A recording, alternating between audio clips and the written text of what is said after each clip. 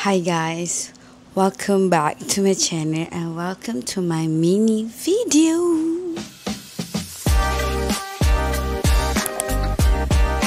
So hari ni aku nak share my morning skincare routine. So jap letak dulu mic. Sorry aku pakai turun sarung sebab kita nak pakai skincare je. Lepas tu kita nak buat kerja kita dah. So first step bila aku bangun pagi, of course kita kena cuci muka. Aku pakai pencuci muka from the Pasta Shop. This one dia sesuai untuk dry and sensitive skin. Kalau pencuci muka aku suka pakai yang sensitive punya sebab dia lebih gentle dekat muka. Lepas tu dia tak rasa kering. Even ni aku dah baru lepas cuci muka kan dah kering kan.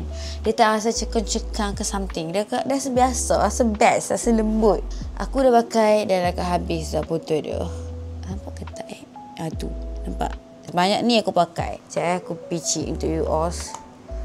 Dalam kita nak tunjukkan tu nampak kat sini tak nampak lah, kena buat kat sini. Buih dia pun very minimal, memang best. Kalau cuci muka hampa tu, kalau hampa pakai jadi macam kulit kering-kering, lepas tu jadi cekang-cekang, that's not good. Sekejap aku keluar dulu order skincare. Sebab siang punya skincare very senang ya. Sebab apa kau dah nak spray dulu lah body mist.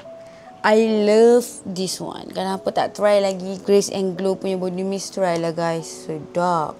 Semua body care yang aku beli tu semua aku suka. Nanti aku buat video body care routine pula. Okay, sabar je. Satu-satu. Pakai Essence Toner daripada TPS. My skincare mostly semua daripada TPS. Sebab entahlah, memang sesuai. Aku dah pakai berbotol-botol. So aku akan pakai semualah kat seluruh wajah sekali dengan mata. Pagi memang minimal lah skincare aku. Satu sebab nak cepat ada anak kan. Lagi satu pagi muka kita dia macam fresh tau. So aku tak put banyak sangat dekat muka waktu pagi. Sebab malam dah heavy. Nanti akan ada juga night skincare routine. Next serum daripada The Alboy. Yang ni baru aku try and alhamdulillah sesuai dengan my skin and also best nak mampus. Kerana apa yang orang hype dekat TikTok, dekat Twitter tu betul. Memang best this one. Dia memang agak mahal. Tapi berbaloi lah for me. Spray je 3. Kalau apa sayang apa spray dah sikit. Satu spray pun sayang dah banyak dah. Lepas tu, wih, aku love. Semenjak aku pakai yang ni, kulit aku jadi macam lembut. Lepas tu macam tak kering. Memang kalau ada masalah kulit kering, kau rasa kena beli lah. Sebab kulit jadi macam sentiasa moist. Lepas tu cantik cuma dia tak apa. Langsung jadi lembut. Ni jerawat sebab masa first aku pakai The Albon ni. Aku tak tahu lah sebab time tu pun aku nak period. Aku setiap nak period pun aku kena jerawat. Tapi dalam masa yang sama juga aku pakai yang ni masa first dulu. Dia macam nak jerawat. Lepas tu lama-lama dia okey. So hampa boleh try lah kalau hampa nak. Tapi jangan try macam mendadak.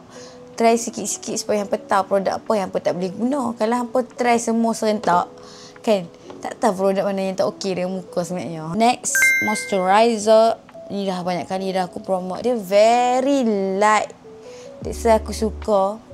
Tapi kalau orang yang kulit kering, dia kena pakai texture cream tau.